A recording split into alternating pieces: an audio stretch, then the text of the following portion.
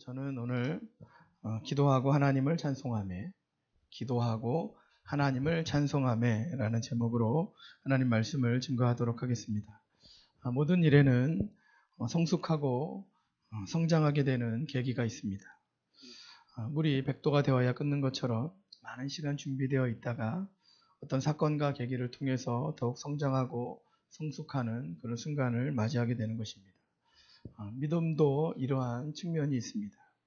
내 삶에서 일어나는 여러 가지 일들로 준비되어지다가 믿음을 성숙하게 하는 어떤 사건, 계기를 만나게 됩니다. 예를 들어서 아브라함은 하나님의 인도하심에 순종하면서 가나안 땅에 왔고 계속해서 믿음으로 사는 훈련을 받았습니다. 그런데 믿음이 성숙하는 결정적인 순간을 만나게 됩니다. 그 순간이 언제입니까? 하나님께서 아브라함에게 100세 얻은 아들 이삭을 제물로 바치라고 하신 때입니다. 물론 이전에도 아브라함은 여러 가지로 훈련을 받았습니다. 실패한 적도 있습니다. 하나님께서 가나안 땅을 떠나지 말라고 하셨는데 기근이 들어서 먹을 것이 없자 애굽에 가서 자기의 아내를 누이라고 속이는 그런 거짓말을 하기도 했었고요. 그리고 하나님은 분명히 아내 사라를 통해서 아들을 주겠다고 그렇게 약속하셨음에도 불구하고 아브라함과 사라는 자신들의 인간적인 방법으로 하갈을 통해서 이스마엘을 낳기도 했습니다. 아브라함은 이런 연단의 시간을 지나면서 조금씩 성숙해 갔는데요. 아브라함이 결정적으로 성숙하는 계기가 언제냐면요. 100세 얻은 아들 이삭을 하나님이 번제물로 바치라고 명령하셨던 그때입니다. 자기 아내를 누이라고 속이기도 했었고 하나님이 기다리라고 했지만 기다리지 못해서 다른 방법으로 아들을 낳기도 했지만 100세 얻은 아들 이삭을 바치라고 하나님이 명령하셨을 때에 아브라함은 순종했습니다. 그 순종하는 결단의 그 순간이 아브라함에게는 믿음이 성숙되고 성장되는 그런 계기가 된 것입니다. 우리도 계속해서 준비되어집니다. 그런데 하나님이 우리를 콜링하실 때가 있습니다. 너 믿음으로 이렇게 살아야 한다. 너 믿음으로 이렇게 결단해야 한다. 부르실 때가 있습니다. 그 부르실 때에 반드시 믿음으로 결단하고 나아가시기를 바랍니다. 하나님은 그 순간 우리를 부르시는 겁니다. 다윗도 그렇습니다. 골리앗을 죽이고 다윗은 사람들에게 인정을 받았습니다. 사울왕의 위협을 받았지만 믿음의 길을 걸으면서 결국은 10년 지난 후에 12지파 전체를 다스리는 이스라엘의 왕이 되었습니다. 그런데 다윗에게 어떤 일이 있었습니까? 자신에게 충신이었던 우리아를 죽이고 또 우리아의 아내인 밧세바를 자기가 취했습니다. 그리고 자기의 이 추악한 모습이 선지자 나단을 통해서 다 드러났습니다. 다윗이 그동안 쌓은 모든 것들이 다 무너질 수도 있는 그런 사건입니다. 사람들에게 완전히 버림을 받고 그리고 하나님께로도 버림을 받을 수 있는 그런 모든 것들이 무너지는 그런 사건입니다. 그러나 다윗은 죄가 그 드러나는 순간이 오히려 하나님 앞에 성장하고 성숙하는 계기가 되었습니다. 죄를 뒤집어 쓰고 회개하면서 자신의 영혼의 본질적인 모습을 살폈습니다. 내가 이렇게 하나님 앞에 죄인이구나. 그리고 내가 하나님 앞에 바로 서기 위해서 이렇게 회개하고 나아가야 하는 것이구나. 내가 잠깐 승리하는 것에 내가 도취가 되어서 하나님 앞에 마음의 중심을 깨졌구나. 다윗은 자기를 돌아보는 계기가 되었고 이 계기가 하나님 앞에서 다시 더욱더 성숙하고 성장하는 계기가 되었습니다. 우리가 사도행전의 말씀을 나누고 있는데요. 오늘 우리가 읽은 말씀에 보면 바울에게도 이러한 모습이 있다는 것을 말씀을 통해서 발견하게 됩니다. 바울의 사역 가운데에서도 바울을 더욱 성장하고 성숙하게 하는 그런 계기가 있었다라는 겁니다. 바울에게는 어떤 일들이 있었습니까? 그리고 또 그 일들을 통해서 바울이 성장하고 성숙하게 된 것은 무엇일까요? 오늘 우리가 읽은 본문은 빌립보에서 일어난 일들을 기록하고 있는데요. 2차 전도 여행 중에 빌립보에 방문했을 때 일어난 일들입니다. 바울이 이 빌립보에 오기까지 과정이 어떻게 됩니까? 2차 전도 여행은 바울과 실라가 안디옥 교회에서 출발을 했고요. 그리고 중간에 루스드라에서 디모데가 합류를 했습니다. 1차 전도 여행 때에 바울이 돌에 맞아 죽는 모습을 보면서도 믿음을 잃지 않고 믿음을 키웠던 디모데가 2차 전도 여행 때에 합류를 하게 되죠. 그리고 유럽 마게도냐 지방으로 넘어가기 전에 드로아에서 의사였던 누가가 이 전도팀에 합류를 했습니다. 드로아에서 배를 타고 마게도냐 앞 네아폴리에서 내린 바울 일행은요, 이 네아폴리에서 약 14km 떨어진 빌립보라는 도시에 가게 되고요.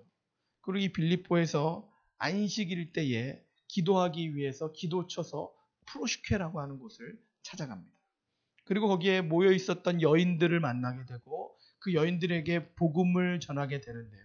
그 중에서 한 여인, 우리가 너무나 잘 알고 있는 자색옥감 장수 루디아가 믿게 됩니다. 그리고 루디아가 나를 믿는 자로 여기거든 우리 집에 머무소서 이렇게 하면서 바울 일행을 자기의 집에 강권해서 머물게 합니다. 이 정도의 내용을 지도를 통해서 다시 한 번만 확인을 해보시면요. 한번 보실까요? 지도를 통해서 보시면 저쪽에 안디옥 교회에서 출발을 하고 그리고 중간에 루스드라 지역에서 디모데가 전도팀에 합류를 했습니다. 그리고 지난주에 나눴던 것처럼 바울은 이 터키 지역에서 계속해서 머물면서 복음을 전하기 원했는데 성령께서 그것을 원치 않으셨습니다. 그래서 드로아에서 기도할 때에 이쪽이 마게도냐 지방입니다. 마게도냐 지방 사람들이 와서 우리를 도우라 이렇게 하는 환상을 보게 되었고 그래서 바울이 이 드로아에서 배를 타고 네아폴리로 가게 됩니다. 네아폴리에서는 아마 특별한 활동을 하진 않은 것 같습니다. 그리고 네아폴리 항구 도시를 지나서 네아폴리에서 약 14km 정도 떨어져 있는 빌립보를 가게 되었는데요. 그 빌립보에서 안식일에 기도하기 위해서 프로슈케라는 곳을 찾아갔다가 거기에서 루디아를 만났고 그리고 루디아가 믿게 되고 그리고 루디아의 집에서 머물게 되는 이런 과정을 통해서 지금 바울은 2차 전도 여행 가운데에 빌립보에 오게 된 것입니다. 이제 오늘 우리가 읽은 사도행전 16장에 보면 이 빌립보에 있는 루디아의 집에 머물면서 바울 일행이 겪었던 일들이 기록되어 있는데요. 간략한 스토리를 아주 짧게 설명하자면 이렇게 됩니다. 바울이 루디아의 집에 머물고 있는 동안 귀신 들린 여인 하나를 고쳐주게 되고요. 그리고 귀신 들린 여인을 통해서 돈벌이를 하던 사람들은 바울을 고발하게 됩니다. 그리고 바울은 매를 맞고 감옥에 갇히게 되고 그리고 그곳에서 기도하고 하나님을 찬송하게 됩니다. 이게 오늘 본문 내용의 스토리의 아주 간략한 내용인데요. 오늘 몇 가지 질문을 좀 하면서 이 성경 본문을 살피고 그 가운데 있는 교훈을 살피면서 함께 은혜를 나누고자 합니다. 질문이 세 가지인데요. 첫 번째 질문은 바울은 어떤 마음으로 귀신 들린 여인을 고쳐주었는가? 바울은 어떤 마음으로 귀신 들린 여인을 고쳐주었는가? 첫 번째 질문이고요. 두 번째 질문은 바울을 고발한 자들은 왜 화가 났으며 그들이 바울을 고발한 근거는 무엇인가? 바울을 고발한 자들은 왜 화가 났으며 그들이 바울을 고발한 근거는 무엇인가? 세 번째는 바울은 매를 맞고 감옥에 갇힌 후에 무엇을 위해서 기도했는가? 바울은 매를 맞고 감옥에 갇힌 후에 무엇을 위해서 기도했는가? 이런 질문을 통해서 본문을 좀 살피면서 은혜를 나누고자 합니다. 하나씩 살펴보면요. 첫 번째, 바울은 어떤 마음으로 귀신 들린 여인을 고쳐주었을까요? 일단 사도행전 16장 6절 말씀을 보시면 이렇게 기록되어져 있습니다. 함께 16절 말씀을 읽어보실까요? 같이 읽습니다. 시작. 우리가 기도하는 곳에 가다가 점치는 귀신 들린 여종 하나를 만나니 점으로 그 주인들에게 큰 이익을 주는 자라. 16절 말씀을 자세히 보시면 우리가 기도하는 곳에 가다가 이렇게 기록되어져 있습니다. 바울은 루디아의 집에서 비록 안정적으로 머물고 있었지만 계속 집에만 있었던 것 같지는 않습니다. 계속해서 기도할 수 있는 기도처소 프로슈케를 찾아갔고 그 프로슈케에 가서 일행들과 함께 기도하면서 하나님 우리가 이곳에서 무엇을 하기를 원하십니까? 계속 하나님 앞에 머물면서 기도하면서 하나님의 음성을 구했던 것 같습니다. 굉장히 중요한 사인입니다. 우리의 삶이 바쁘게 돌아갈 때가 있고 바쁘지 않을 때가 있습니다. 그러나 바쁘던 바쁘지 않던 우리가 놓치지 않아야 하는 것이 무엇입니까? 하나님 앞에 꾸준히 기도하면서 나아가는 겁니다. 그러면서 하나님 앞에 내가 어떻게 하기를 원하십니까? 성령의 음성을 간구하는 겁니다. 바울은 그것을 멈추지 않았습니다. 그런데 그 기도처소에 가는 길에 귀신 들린 여자를 만난 것입니다. 말씀에 보면 주인들에게 큰 유익을 주는 자라 이렇게 기록되어져 있는데요. 아마 이 여인 뒤에는 여러 사람이 함께 주인 노릇을 하고 있고 그 여인이 점을 쳐주어서 나오는 돈으로 이 사람들이 이익을 배분하고 있었다는 것을 쉽게 유추해 볼 수 있습니다. 그런데 문제는 17절에서 생깁니다. 17절 말씀을 한번 보시면요. 같이 읽어보실까요? 시작. 그가 바울과 우리를 따라와 소리질러 이르되 이 사람들은 지극히 높은 하나님의 종으로서 구원의 길을 너희에게 전하는 자라 하며, 바울 일행이 기도처소로 기도하러 갈 때에 이 여인이, 귀신 들린 여인이 소리를 지르는 겁니다. 이 사람들은 하나님의 종이다. 구원의 길을 전하는 자다. 그런데요, 이렇게 문장만으로 보면 이 여인이 귀신이 들렸지만 귀신도 바울이 복음을 전하는 것을 알고서 하나님의 복음을 전하는 자다 이렇게 말하는 것으로 그렇게 여겨질 수 있지만, 그러나 본문을 원문을 따라서 좀 해석을 해보면 해석의 방향이 조금 다릅니다. 왜 그러냐면요, 지금 여기에는 하나님의 종 이렇게 번역이 되어 있는데 하나님이라는 단어가 히라보에는 데우스입니다. 지금도 쓸 때 이제 데우스라고 쓰는데, 그런데 데우스는 히랍 사회에서는, 헬라 사회에서는 주로 누구를 가르치냐면 제우스 신을 말합니다. 그러니까 이 귀신 들린 여인은 하나님보다는 제우스 신이라고 여기고 있는 거예요. 그래서 바울 일행이 지나갈 때에 제우스 신이다, 제우스여 우리를 구원하소서 이렇게 외친 거예요.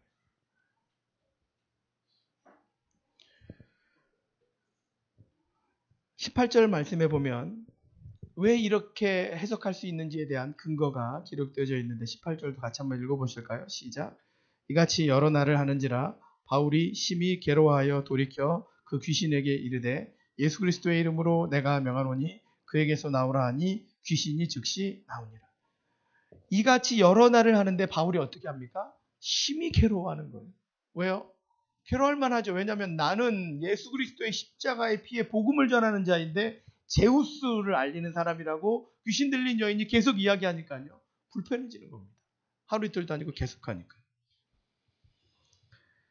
그래서 바울은 이 여인에게 예수의 이름으로 선포를 합니다. 이 여인에게서 나오라. 그리고 귀신이 나왔죠. 그런데 여기에서부터 갈등이 시작이 되는 겁니다.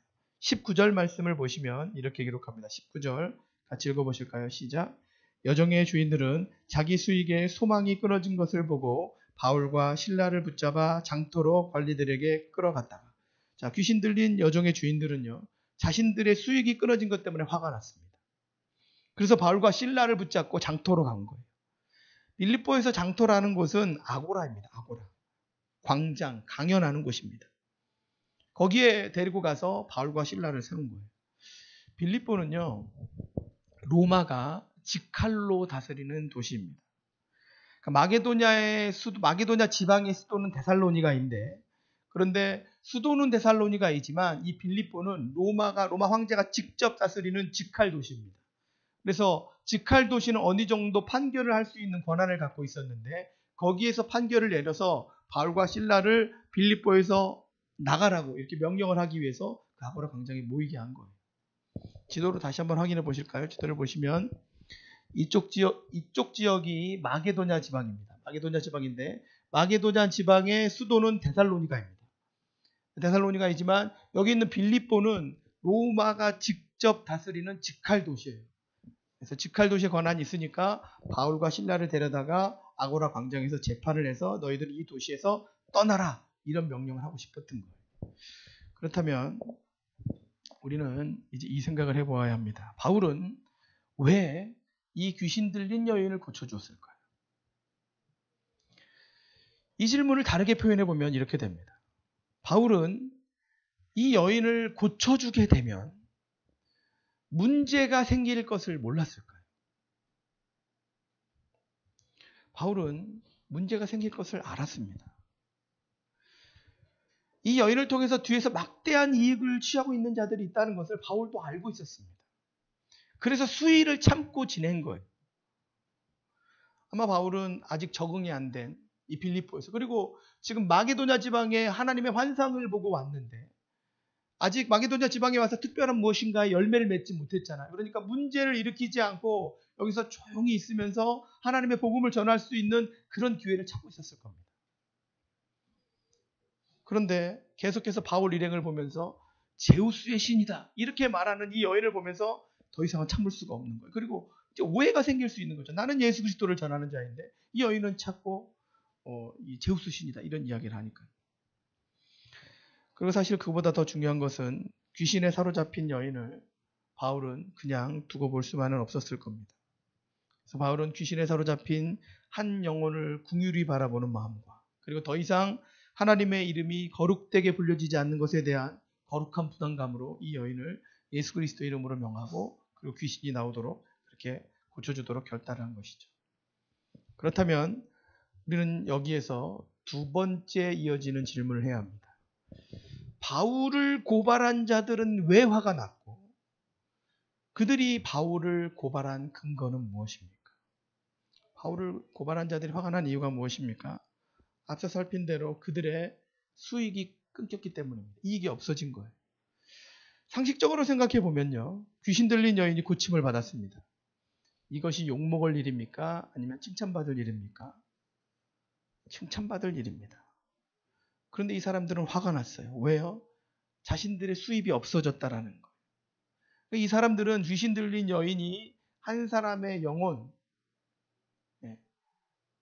사랑받아야 할 사람 이런 걸로 보여지지 않는 거예요. 내 이익을 위한 수단으로 보여지는 겁니다. 사실 바울을 고발한 사람들이 이 여인을 돈벌이를 위한 수단으로 봤다는 것에 대해서 오늘 우리는 굉장히 두려운 마음을 가져야 합니다. 왜냐면요, 나 역시도 살아가는 가운데에 내 주위에 관계 맺고 있는 사람들을 내 이익을 위한 수단으로 그렇게 보면서 살고 있을지 모르기 때문입니다. 내 이익을 위해서 적당히 이용하고 내 이익이 없으면 관계를 끊어버리고 그것이 나의 삶의 모습일지 모릅니다. 오늘 우리가 살아가는 우리의 삶의 모습일지 모릅니다. 유럽에 있는 대부분의 나라들이요, 중세를 지나면서 새로운 대륙에 진출한다는 명목으로 아프리카 대부분의 땅을 식민지로 삼았습니다. 그리고 그 식민지로 삼은 땅에서 자원들을 다 약탈해 갔습니다. 자원들만 약탈해 간 것이 아니라 사람들도 다 붙잡아서 갔습니다. 그리고 붙잡아간 사람들은 다 자신들의 노예를 삼았습니다. 이렇게 한 대부분의 유럽의 국가는 다 기독교 국가입니다. 심지어는 식민지를 약탈하고 자원을 가지고 올 때 누가 함께 동행했냐면 선교사가 함께 동행을 했습니다. 하나님의 이름을 앞세워서 자원을 약탈했고 사람들을 잡아다가 노예를 삼았습니다. 하나님이라는 믿음이라는 옷을 입고 자연스럽게 이렇게 살 수도 있습니다. 두려운 일입니다. 내가 살아가는 나의 삶의 현장에서 내가 사람들을 이용하는 것은 아닌지 내 마음의 중심을 날마다 살펴야 합니다. 하나님은요, 내가 사람을 이용하면서 사는 것, 그것을 절대 기뻐하지 않아요. 그 마음의 중심을 절대 기뻐하지 않으십니다. 왜냐하면 하나님의 성품은 그런 성품이 아니시거든요. 하나님은요, 천지를 창조하시고 사람을 창조하시면서 이 사람 창조한 것을 너무너무 기뻐하셨어요. 그리고 너무너무 귀하게 여기세요. 그 이야기는 뭐냐면 우리가 한 사람 한 사람을 볼 때마다 하나님의 형상으로 비춰진 그 사람을 귀히 봐야 되는 거예요. 이용하는 수단으로 여기는 것 하나님 기뻐하지 않으십니다. 그런데 우리가 한 가지 더 주목할 것이요. 바울을 고발한 사람들이요. 이들이 어떤 명목으로 바울을 고발하는가 이것을 봐야 합니다. 사도행전 16장 20절과 21절에 보면 이렇게 기록합니다. 20절과 21절 같이 읽어보실까요? 시작. 상관들 앞에 데리고 가서 말하되 로마 사람인 우리가 받지도 못하고 행하지도 못할 풍속을 전한다 하거늘. 자, 바울과 실라를 잡아서요, 상관들 앞에 데리고 갔는데요, 로마 황제로부터 파송을 받은 빌립보를 치리하는 사람에게 이제 데리고 간 겁니다. 그리고서 하는 말이 무엇이냐면 이 사람들은 누구다? 유대인이다, 이렇게 이야기하는 거예요. 유대인. 먼저 부각을 시킨 게 뭐냐면 이 사람들은 유대인이라는 거예요. 자, 바울 일행이 현재 몇 명입니까? 4명입니다. 바울, 실라, 중간에 디모데, 또 의사였던 누가. 이 중에 4명 중에 유대인은 누가 유대인일까요? 바울과 실라만 유대인입니다. 디모데는 어머니는 유대인이었지만 아버지는 헬라인이었잖아요. 그리고 의사 누가는 완전히 헬라인이고요. 그런데 이 4명 중에 문제를 일으켰다면 4명이 다 문제를 일으킨 것인데 헬라인 2명은 뺐어요. 그리고 누구만 지금 고발을 하는 거예요? 유대인만 고발을 하는 겁니다. 이 유대인들이 지금 좀 문제가 있습니다. 성을 요란케 합니다. 사실 성을 요란케 한 것도 없습니다. 칭찬받을 일을 했죠. 귀신 들린 자를 고쳐준 거잖아요. 그런데 차마 그 이야기를 할 수 없는 거예요. 이 사람이 귀신 들린 사람을 고쳐줘서 우리가 이 귀신 들린 사람 통해서 돈을 벌고 있었는데 돈을 벌 수가 없게 됐어요. 그러니까 이 사람을 내쫓아주세요. 이런 말을 할 수는 없는 거니까 뭔가 다른 명목을 뒤집어 씌우는 거죠. 사실 여기에는 이런 사정이 좀 숨겨져 있습니다. 바울이 빌립보를 방문했을 당시를 약 저희가 연도를 좀 추정해 보면 AD 51년경으로 추정을 합니다. 그런데 이보다 1년 전인 AD 50년에 로마에서 사건이 한 가지가 있었는데요. 그게 뭐냐면 글라우디오 황제 때에 로마에 있는 유대인들이 황제에 대해서 봉기를 일으켰습니다. 유대인들이 상업을 굉장히 잘했고 그리고 또 물질도 많이 가지고 있었음에도 불구하고 자신들이 더 많은 이익을 취하고자 황제에 대해서 봉기를 한 거예요. 그래서 황제가 화가 났습니다. 그래서 황제가 어떤 조치를 취하냐면요. 로마 시민권을 가지고 있는 유대인을 제외하고는 모든 유대인을 로마에서 다 내쫓았어요. 그리고 로마에서만 내쫓은 것이 아니라 로마가 직접 다스리는 직할도시, 지금 빌립보도 직할도시잖아요. 이 직할도시도 유대인들은 살지 못하도록 다 내쫓은 거예요. 그러니까 로마에 치리하는 것에 대해서 반대를 하고 있는, 반감을 품고 있는 유대인들은 너희들은 로마가 직접 다스리는 곳에는 발도 못 붙이게 한다면서 다 내어 쫓은 거예요. 바울이 빌립보에 갔는데 유대인들 남자가 10명이 모이면 회당이 있는데요. 빌립보에는 회당이 없어요. 그래서 프로시큐에 간 거잖아요. 왜 프로시큐에 갔냐면, 왜 거긴 남자가 10명이 없냐면 직할도시니까 유대인들이 다 1년 전에 쫓겨나간 거예요. 그래서 여인들 몇 명만 남아있는 거예요. 유대인들이 이 문제가 생겨서 다 쫓겨나간 거죠. 지금 제가 이 설명을 왜 드리냐면요. 지금 바울을 빌립보에서 고발한 사람들, 이 사람들도 이걸 알고 있는 거예요. 지금 1년 전에 로마에서 유대인들이 문제를 일으켜서 로마와 직할도시에는 유대인들이 살지 못하도록 했는데 이 사람들이, 유대인들이 또 우리 빌립보에 왔고 뭔가 문제를 일으키는 것 같은 거예요. 그러니까 헬라인 2사람은 빼놓고 유대인만 먼저 딱 고발을 하면서, 이 사람 유대인이에요. 1년 전에도 유대인들이 문제를 일으킨 적이 있는데 이 사람들이 또 직할도시에 와서 유대인들이 또 문제를 일으키고 있어요. 이 사람들 다 내쫓아 주세요. 이렇게 고발을 하는 거예요.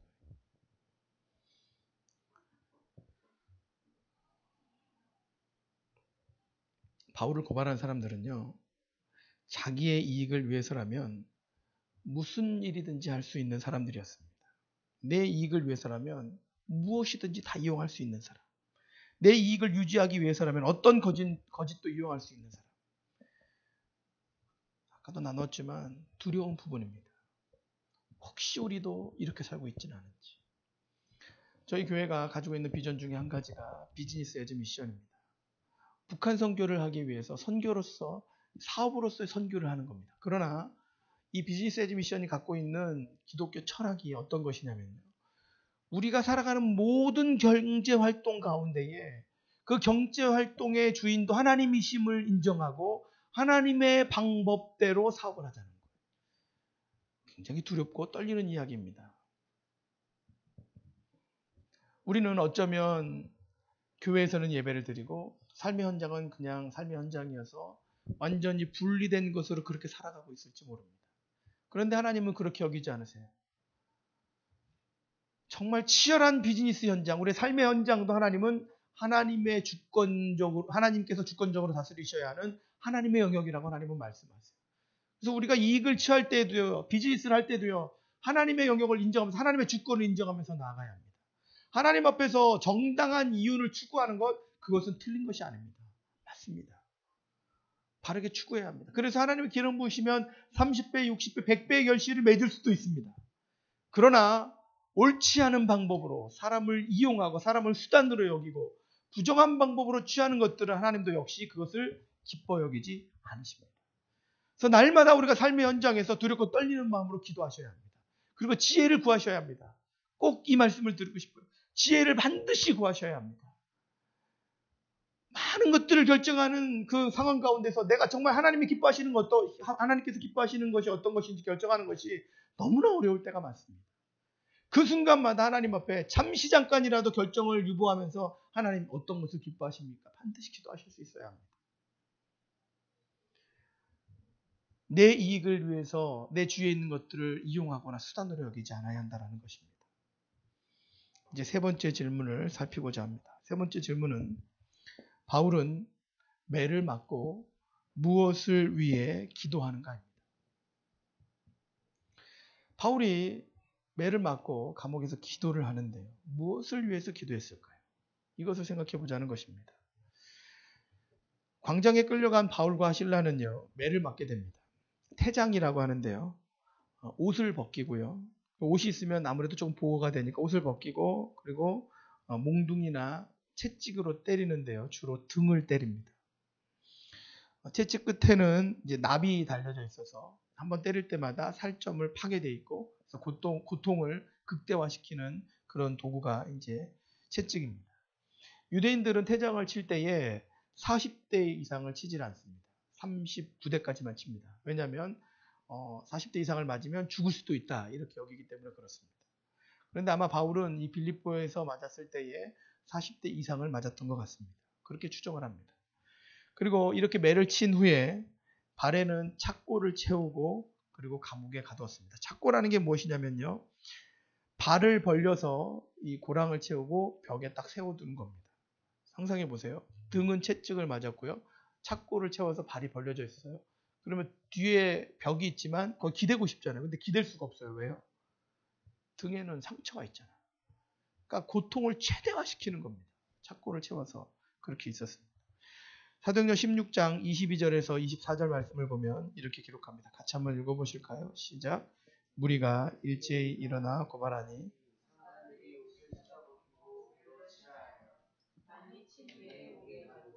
간수에게 명하여 든든히 지키라 하니 그가 이러한 명령을 받아 그들을 깊은 옥에 가두고 그 말을 착고에 든든히 채웠더니. 자, 이 사람들이 바울이 귀신 들린 자를 고치는 것을 보지 않았습니까? 그러니까 걱정이 되는 거예요. 이 사람들이 또 어떤 능력을 힘입어서 여기서 빠져나오면 어떡하나. 그러니까 착고를 채워서 사람들을 지키게 하는 겁니다. 근데 이 순간에 바울과 실라가 한 것이 무엇입니까?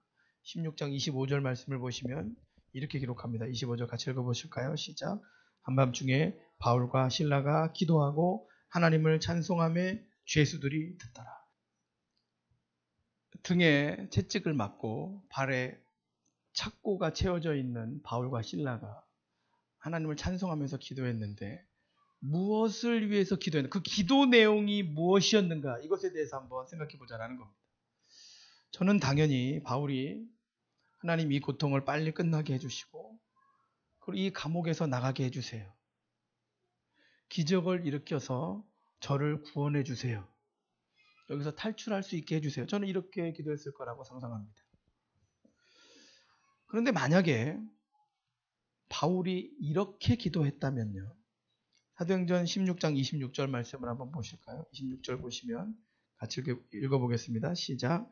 이에 갑자기 큰 지진이 나서 옥토가 움직이고 문이 곧 다 열리며 모든 사람의 매인 것이 다 벗어진지라.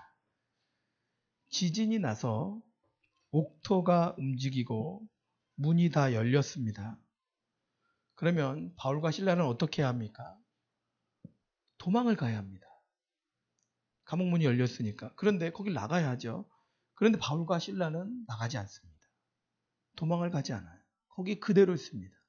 오히려 간수가 놀래서 왔는데 도망간 줄 알고, 만약에 간수는 죄인을 지켜야 되는데 이 죄인들이 도망을 갔으면 그러면 자기도 죽은 목숨입니다. 그래서 자결을 하려고 했는데 그걸 오히려 바울과 실라가 말렸어요. 그렇다면 바울은 무엇을 위해서 기도했다라는 겁니까? 적어도 여기에서 탈출하게 해주세요. 이 감옥에서 나가게 해주세요. 이런 기도를 하지는 않았다라는 겁니다. 그럼 뭘 위해서 기도한 겁니까?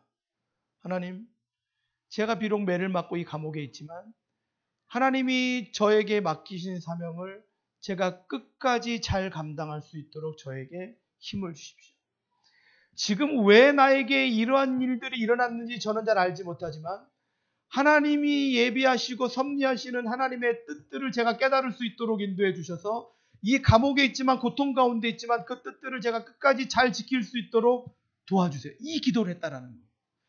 그리고 문이 열리는 순간 바울과 실라는 깨달은 거예요. 아, 우리가 도망가기 위해서 하나님이 이것을 열어주신 것이 아니라 우리를 지키고 있는 저 간수에게 복음을 전하고 저 간수가 복음화가 되고 저 가정이 다 달라지고 저 사람들을 통해서 하나님이 교회를 세우시기 위해서 우리를 이곳에 보내신 것이구나. 바울은 그걸 깨닫는 겁니다.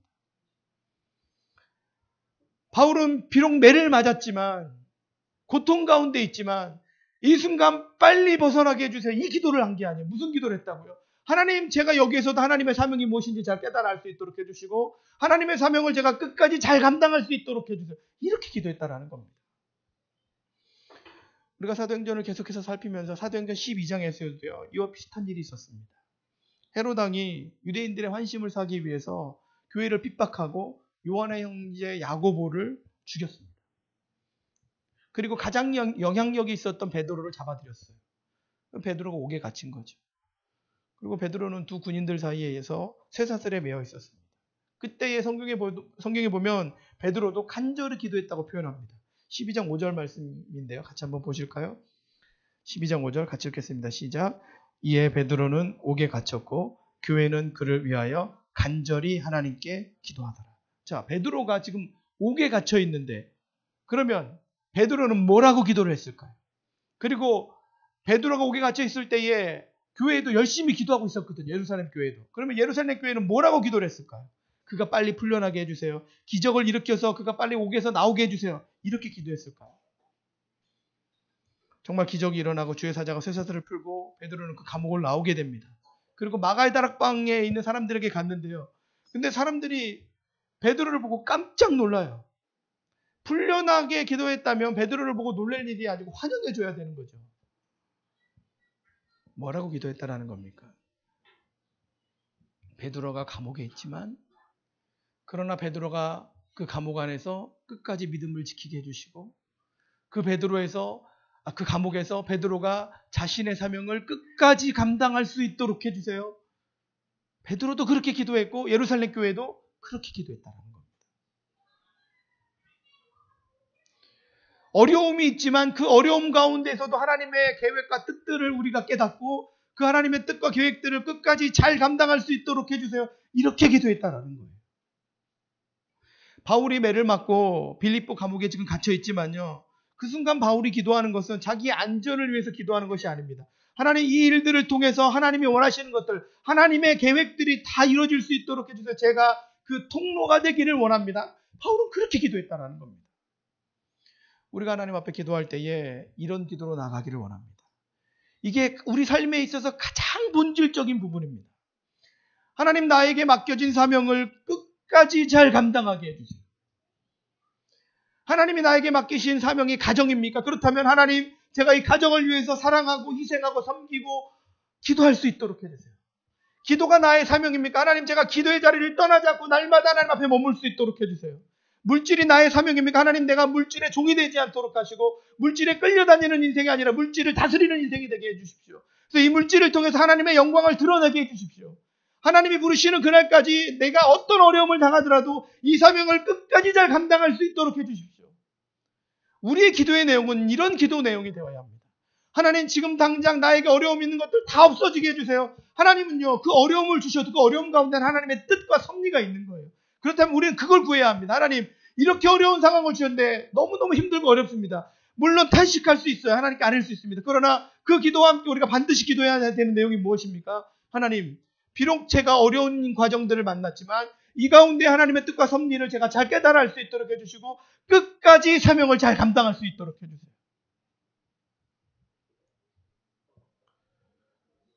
우리가 오늘 하나님 앞에 이렇게 기도하면서 나가기를 원합니다.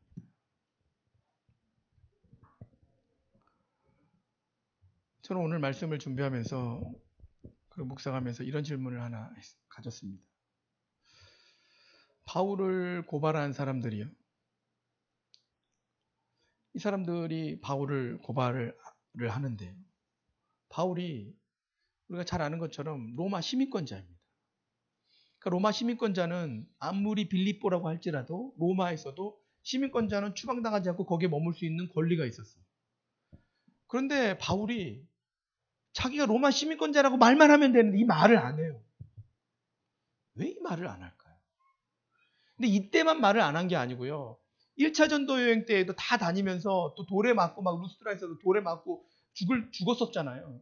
근데 그때에도 사람들이 막 유대인들이 회당에서 막 쫓아낼 때에도 바울이 내가 로마 시민권자인데 왜 나를 너희들 함부로 내보내느냐, 나를 추방하느냐, 이런 이야기를 안 해요.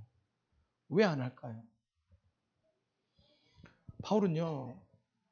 바울이 쓴 서신에 보면 내가 가지고 있었던 모든 것들을 다 배설물로 여겼다 이렇게 얘기하거든요. 근데 정말 바울은 그렇게 배설물로 여기고 산 것 같아요. 자기의 모든 배경을 다 버린 거예요. 내가 유학을 했었고, 내가 가말리엘의 문화생이었고, 나는 서기관이고, 내가 사내들인 의회로부터 특별한 권리를 부여받은 사람이었고, 이런 자기가 갖고 있었던 유대인으로서 누릴 수 있는 모든 권리들 다 버리고 배설물처럼 여기고, 심지어 로마 시민권까지도 다 버리고 그 생각 안 하면서 산 거예요. 참 놀라운 것이요. 바울이 매를 맞고 그리고 그 감옥에 있는 동안 이것을 깨닫습니다. 뭘 깨닫냐면요. 내가 로마 시민권을 가지고 있는데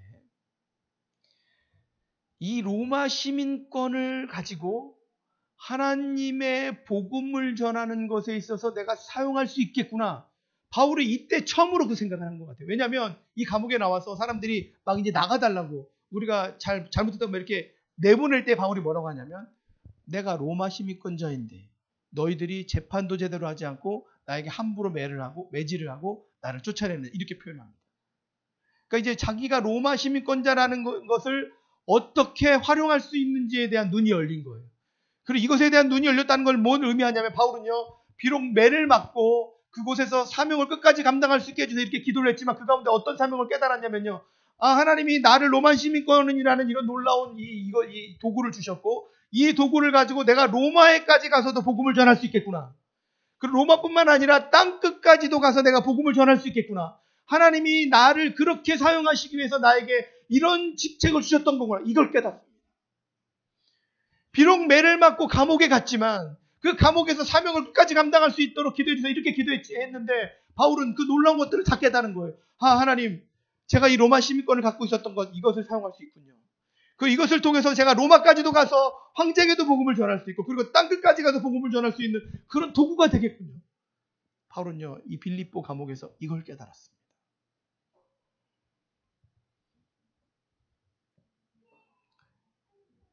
(2차) 전도여행을 출발할 때에 1차 전도여행과 함께 있었던 바나바와 다툼이 있었습니다. 그리고 바나바는 마가를 데리고 1차 전도여행 루트로 갔고요. 자기는 실라를 통해서 헤어져서 왔는데 아마 헤어져서 오면서도 마음이 편하지만은 않았을 거예요. 그런데 다 깨달아지는 겁니다. 하나님이 왜 바나바하고 갈라서게 하셨는지. 그래서 왜 우리를 이곳에 왜 오게 하셔서 왜 배를 타고 이곳 마게도냐까지 오게 하셨는지. 왜 유럽 땅에 와서 어떻게 하나님이 하기를 원하시는지. 비록 매를 맞고 빌립보 감옥에 들어갔지만 그 감옥 가운데서 기도하는 가운데에 하나님의 놀라운 계획들을 바울은 다 깨닫는 거예요. 조금은 내 마음이 힘들고 순종하기가 어렵고 힘든 일들이 있습니까? 그러나 그 자리를 벗어나지 마십시오. 하나님 제가 사명을 끝까지 감당하기를 원합니다. 몸부림치면서 그 자리에 머무시기를 바랍니다. 거기에 머물 때에 하나님의 계획과 섭리를 우리에게 보여주세요. 힘들고 어려운 일들이 왜 우리에게 없겠습니까? 왜 도망치고 싶은 생각이 저라고도 없겠습니까? 그러나 하나님이 맡기신 것이 분명하다면 하나님 제가 하나님 맡기신 사명을 끝까지 감당하기를 원합니다. 그 믿음 붙들고 버티는 겁니다. 그러면요 지금 당장 보이지 않아도 한 걸음 한 걸음 내디딜 때마다 하나님이 보여주시는 거예요. 바울이 오늘 빌립보에서 감옥에 있는 기도하는 모습을 통해서 우리에게 주는 메시지입니다. 힘들고 어려워도 하나님이 지금 나에게 맡기신 사명, 그것이 가정이든 그것이 직장이든 교회를 섬기는 것이든 기도하는 것이든 무엇이든지 간에 포기하지 마시기 바랍니다. 하나님 앞에 주권을 내어드리시기 바랍니다. 하나님의 길을 여실 겁니다. 저는 돈도 없고 저는 지혜도 없고 저는 인맥도 없고 괜찮습니다. 하나님의 길을 여시면 막을 자가 없습니다. 아무리 내가 몸부림쳐도 하나님이 길을 막으시면 그 길은 절대 열리지 않아요. 당장 열리는 것 같지만 결국에는 다 막혀집니다.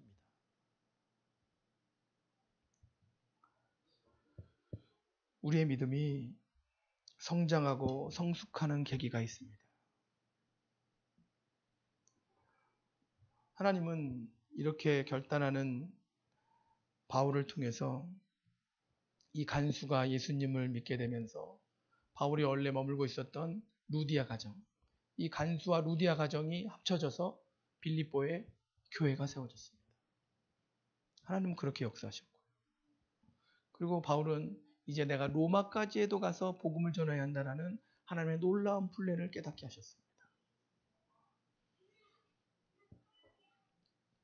바울은 힘들고 어려운 과정을 지났지만 더욱더 성숙하고 성장하는 그 계기를 그 감옥 가운데서 만난 것입니다.